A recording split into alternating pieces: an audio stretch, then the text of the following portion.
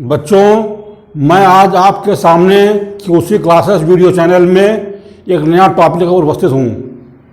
मैंने लेक्चर 1 में आपको बताया था एस्टल्डिहाइड, एल्डिहाइड कीटोन, जिसमें बताया था कि एस्टल्डिहाइड बनाने की विधियाँ। आज बताऊँगा मैं एल्डिहाइड के गुण आपको। तो आप सुनिए इसको और समझिए। देखिए, जो एल्डिहाइड होते हैं, फॉर्मल्डिहाइड की गंध जो होती है वो पंजेंट होती है।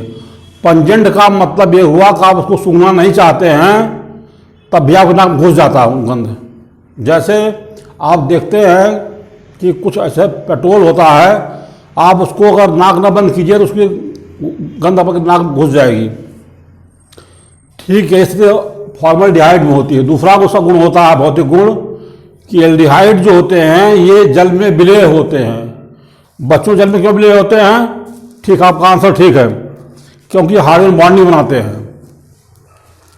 देखिए, हाइड्रोजन बॉन्डिंग कैसे बनेगी? CH डबल बॉन्ड O हुआ और ये हुआ वाटर आपका HOH। आप सोच रहे होंगे कि आपने वाटर मॉलिक्यूल को ऐसे क्यों बनाया। आपने कक्षा 11 में पढ़ा था इलेक्ट्रॉन युग्म प्रतिकर्षण सिद्धांत। वहाँ इसका जो एंगल होता है वो होता 104 डिग्री, इसलिए इसको ऐसे लिखा गया। तो हाइड्रोजन बॉन्डिंग होती है जिसके कारण ये जल में विलय होता है। अब मैं बच्चों आपसे क्वेश्चन पूछ रहा हूँ, आप बताइए इसमें कार्बन की संकरण अवस्था क्या है? बताइए। ठीक, sp2 संकरण होगा। क्यों होगा sp2 संकरण? क्योंकि यह 3 सिग्मा और 1 पाई बंध से घिरा हुआ है, इसलिए इसमें sp2 संकरण होगा। अब इसका बताऊंगा रासायनिक गुण, बताऊंगा मैं आपको रासायनिक गुण।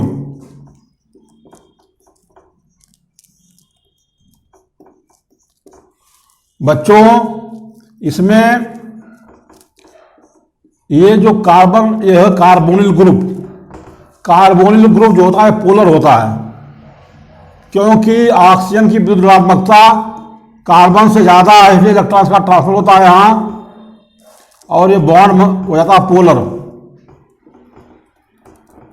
पर डेल्टा पॉजिटिव आएगा, डेल्टा नेगेटिव आएगा। पोलर हो गया। तो हम बताएंगे आपको सोडियम सल्फाइड का योग, सोडियम बाइसल्फाइड का योग। सोडियम बाइसल्फाइड में सोडियम पॉजिटिव होगा, HSO3 नेगेटिव भी होगा। ये जब इसकी क्रिया कराते हैं हम एस्टल्डिहाइड से, तो हमें योगात्मक यौगिक प्राप्त होता है। उसको कहते हैं acetaldehyde sodium bisulphide.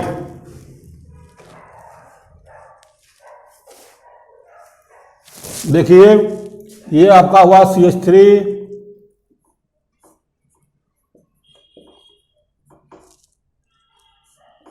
CHO plus NaHSO3, ये बनेगा CH3 हो गया, C हो गया, ये पॉजिटिव हुआ या नेगेटिव हुआ, तो ये पॉजिटिव होगा, और ये पॉजिटिव हुआ कार्बन, ये नेगेटिव हुआ, तो नेगेटिव पॉजिटिव जाएगा, पॉजिटिव नेगेटिव जाएगा, तो जाए बनेगा आपका CH3COH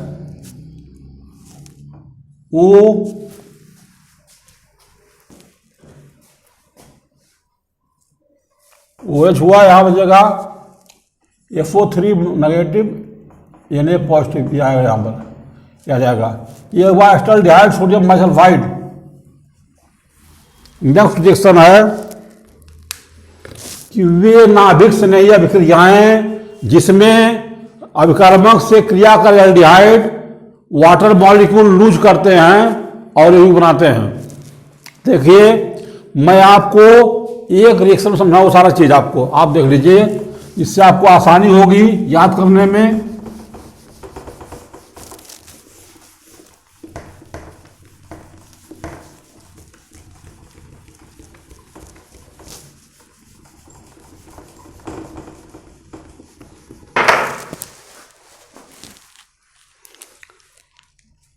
मैं पहले एक रिएक्शन समझाता हूँ आपको, उसके बाद सब बता दूंगा एक साथ। देखिए, ये आपका एस्टल्डिहाइड, ये होगा हाइड्रोक्सिलेमीन NH2OH, इसको हम कहते हैं H2NOH। यहां से O, यहां से H2 निकल जाएगा, ये बनेगा CH3CH double bond NOH plus H2O। इसका नाम हुआ एस्टल्डॉक्सिम, एसिटोल्डॉक्सिम इसका नाम हुआ। इसी प्रकार से सब में मैं लिख रहा हूं रिएक्शंस होंगे जिसमें वाटर मॉलिक्यूल निकलेगा और कंपाउंड बनेगा। ये देखिए आपका हुआ CH3CHO। अब यहां पर हम लिखेंगे अभिकर्मक, उसका उत्पाद यहां लिखेंगे।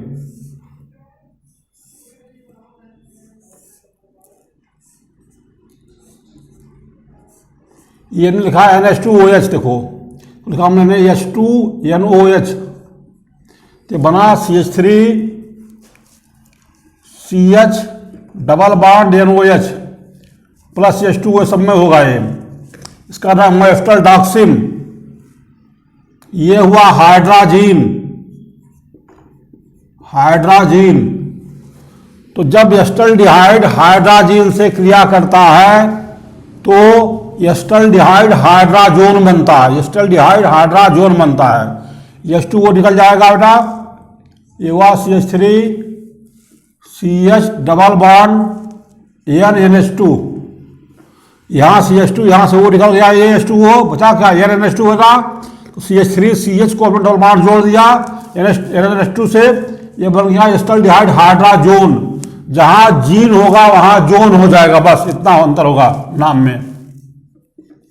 इसका नाम हाइड्राजीन है, इसका नाम हुआ एस्टल्डिहाइड जुड़ गया, इसका नाम हुआ acetaldehyde hydrazone.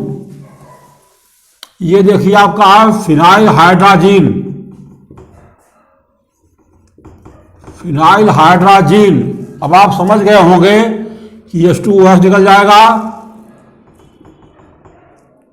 CH3CH double bond NC6H5 plus H2O।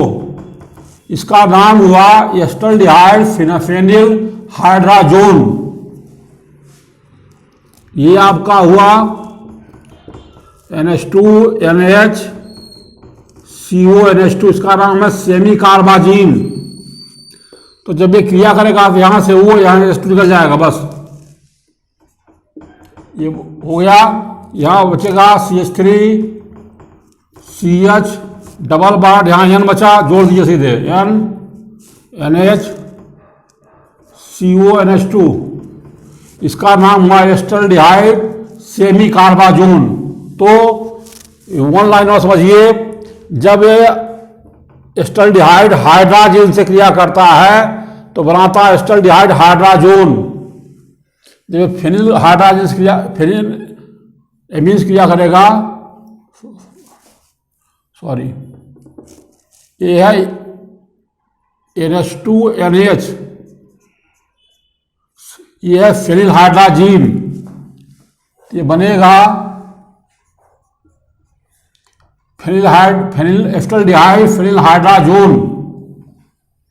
ये है सेमी कार्बाजीन। तो इससे रिएक्शन हुआ, H2O निकल गया, बना एस्टल्डिहाइड फेनिल सेमी कार्बाजोन। ये रिएक्शंस होते हैं। अब आपको हम बताएंगे एल्कोहल से क्रिया। एल्कोहल से क्रिया कर हेमी एस्टल देता है और एस्टल देता है। ये रिएक्शन आपके बोर्ड में बहुत इंपॉर्टेंट है।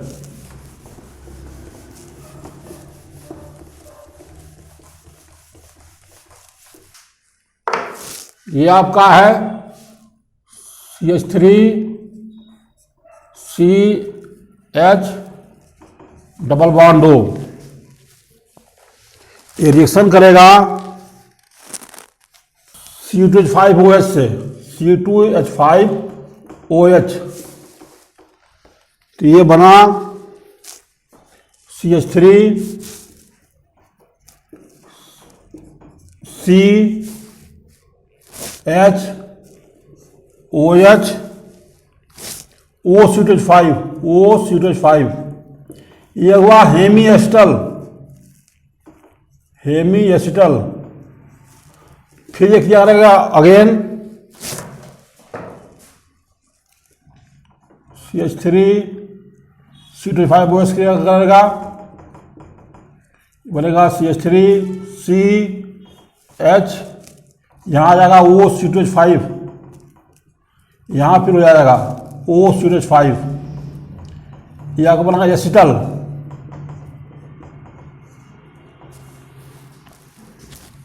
नेक्स्ट रिएक्शन है टॉलन अभिकर्मक से क्रिया। टॉलन अभिकर्मक से क्रिया, ये मोस्ट इंपॉर्टेंट बोर्ड के लिए है और ये मोस्ट इंपॉर्टेंट है आपके बोर्ड लिए भी, आपके प्रैक्टिकल एग्जाम दोनों लिए इंपॉर्टेंट है ये। टॉलन अभिकर्मक से क्रिया,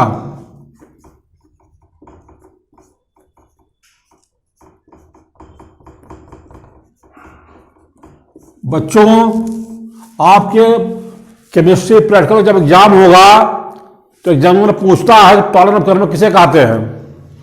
तो टॉलन अभिकर्मक जो होता है वो सिल्वर नाइट्रेट और अमोनियम हाइड्रोक्साइड का मिश्रण होता है। समझ गए, टॉलन अभिकर्मक सिल्वर नाइट्रेट और अमोनियम हाइड्रोक्साइड का मिश्रण होता है। अब ये कैसे काम करता है, टॉलन अभिकर्मक जो है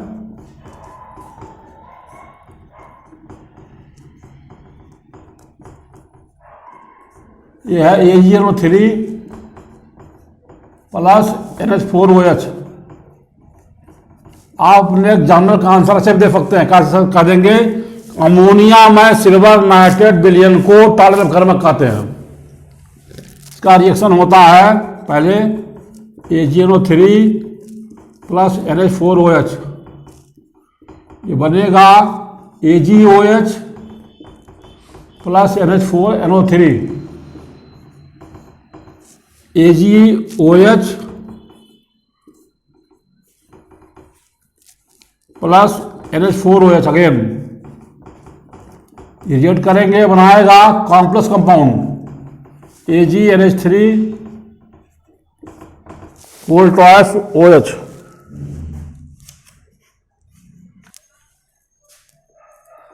OH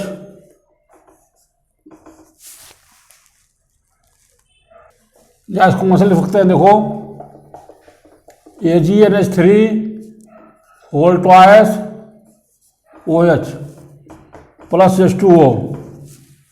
जब एल्डिहाइड की क्रिया इस अभिकर्मक से कराते हैं तो हमें रजत दर्पण मिलता है। रजत दर्पण का मतलब त्वक जो प्रखंडी होती है उसके जो बाहरी सतह होती है वो चांदी जैसे चमकती है, वो सिल्वर जैसा चमकने लगती है, सो कहते हैं रजत दर्पण।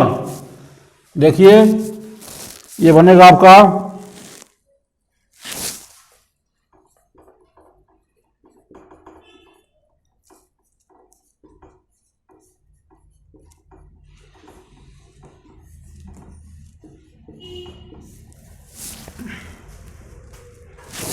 ये बनेगा अमोनियम एसीटेट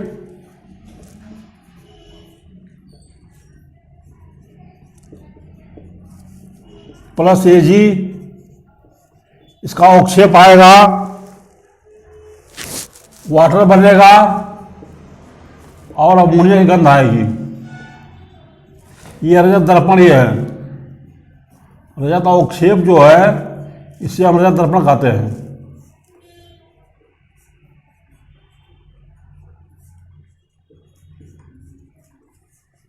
ये है नेक्स्ट रिएक्शन है हैलोफॉर्म क्रिया।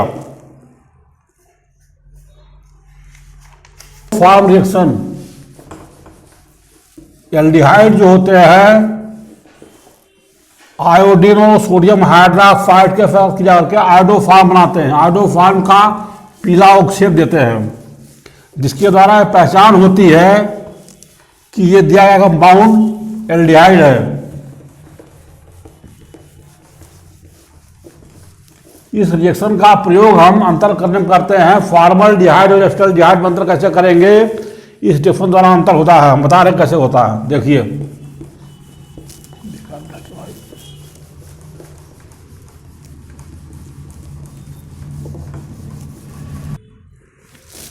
देखिए वे एल्डिहाइड या कीटोन जिसमें CH3CO समूह जुड़ा होता है, ये वे एल्डिहाइड और कीटोन हैलोफॉर्म क्रिया देते हैं और आयोडोफॉर्म बनाते हैं वो। अब ये देखिए CH3CO है, ये मतलब CH3 के साथ क्या जुड़ा हो, CO जुड़ा हो। ये जब जुड़ा होगा तभी रिएक्शन होगा इसका। देखिए ये आपका है CH3CHO, तो ये CH3CO ग्रुप हो गया। क्रिया होगी I2NaOH, ये बनाएगा CHI3, ये है आयोडोफॉर्म, इसका पीला ऑक्सीजन मिलता है।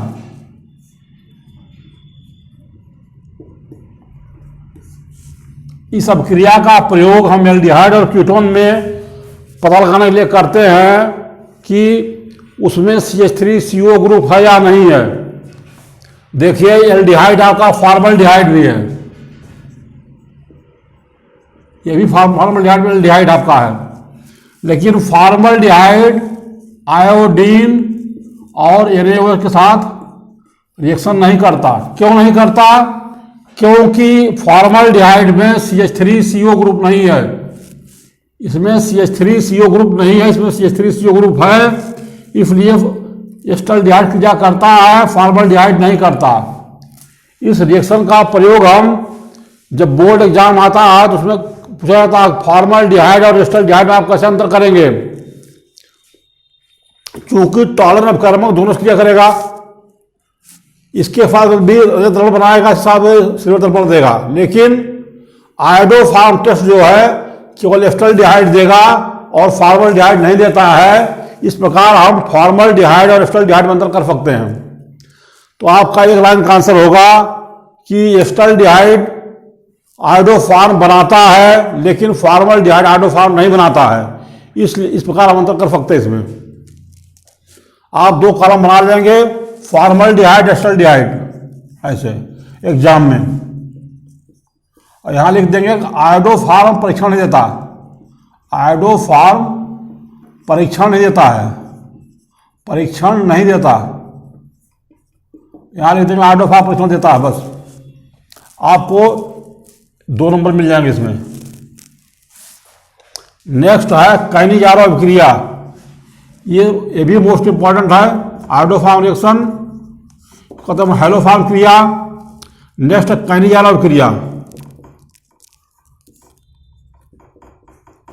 काइनेजारो अभिक्रिया,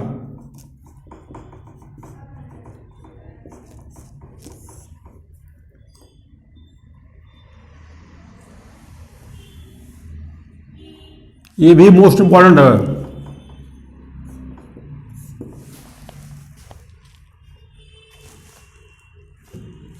ये है कि वे एल्डिहाइड जिनमें अल्फा हाइड्रोजन परमाणु नहीं होता है, वे तब क्षार की उपस्थिति में असमान पातन क्रिया करते हैं। असमान पातन क्रिया का है क्या? जिसमें एक ही पदार्थ का ऑक्सीकरण भी हो और उसी का अपचयन भी हो, ऐसे क्रिया को हम कहते हैं असमान पातन अभिक्रिया। तो जो फॉर्मल्डिहाइड है, अब पहले आप समझ लीजिए अल्फा हाइड्रोजन होता क्या है। ये आपका CHO ग्रुप हुआ,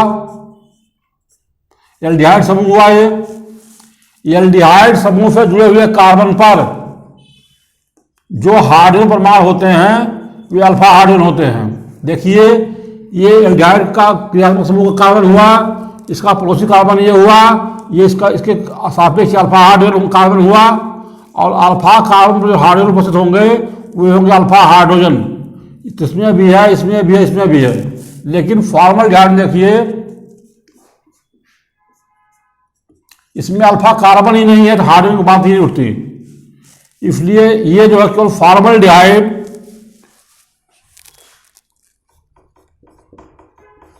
फॉर्मल्डिहाइड के 2 अणु तब सोडियम हाइड्रोक्साइड की उपस्थिति में ऑक्सीकरण भी करते हैं, अपचयन भी करते हैं। देखिए जब अम्ल का ऑक्सीकरण, जब एल्डिहाइड का ऑक्सीकरण होता है तो बनता है एसिड, और जब एल्डिहाइड का अपचयन होता देता है अल्कोहल, तो फॉर्मल्डिहाइड में ये कार्बन है, तो जब इसका अपचयन होगा तो बनाएगा ये कार्बन वाला अल्कोहल, ये कार्बन अल्कोहल कौन है, मेथिल अल्कोहल। और एक कार्बन का कार्बोक्सिलिक अम्ल होगा फॉर्मिक एसिड, इससे क्रिया करेगा ये HCONA, ये आपका हुआ सोडियम फॉर्मेट मेथिल अल्कोहल, इसका हुआ अपचयन, इसका हुआ ऑक्सीकरण। ये क्रिया जो है अपचयन क्रिया है और ये है ऑक्सीकरण क्रिया। और इस पूरी क्रिया जो हुई है ये हुई असमानुपातन क्रिया, डिसप्रपोर्शनल रिएक्शन, असमानुपातन क्रिया।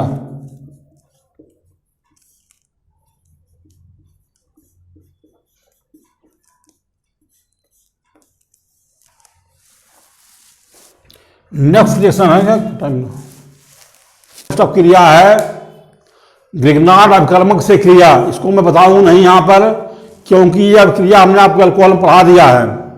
हमने बताया था कि जो फॉर्मल्डिहाइड होता है वो ग्रिग्नार्ड अभिकर्मक से क्रिया करके प्राथमिक अल्कोहल देता है, और एस्टल्डिहाइड ग्रिग्नार्ड अभिकर्मक से क्रिया करके द्वितीयक अल्कोहल देता है। तो उसको यहाँ नहीं बताएंगे, हमने आप अल्कोहल में पढ़े हैं, उसको वहाँ पढ़ लीजिए दोबारा। है एल्डोल संघनन अभिक्रिया, एल्डोल संघनन अभिक्रिया इंपॉर्टेंट बोर्ड के लिए इन सबको आप पढ़ लीजिएगा। हेलोफार्म, कैनिजारो, एल्डोल जरूर याद कर लीजिएगा। टॉल अभिकर्मक क्रिया, ये सारे बोर्ड के लिए बहुत इंपॉर्टेंट है। नेक्स्ट रिएक्शन है एल्डोल संघनन। एल्डोल संघनन है क्या, कहा कि वे एल्डिहाइड जिनमें अल्फा हाइड्रोजन परमाणु होता है वे स्वतः उनका स्वतः संघनन होता है और वे बीटा हाइड्रोक्सी एल्डिहाइड बनाते हैं। देखिए आप, एल्डिहाइड तनु क्षार की उपस्थिति में उनका स्वसंघनन होता है और संघनित होकर के वो बीटा हाइड्रोक्सी एल्डिहाइड देते हैं। देखिए ये एस्टल्डिहाइड हुआ आपका,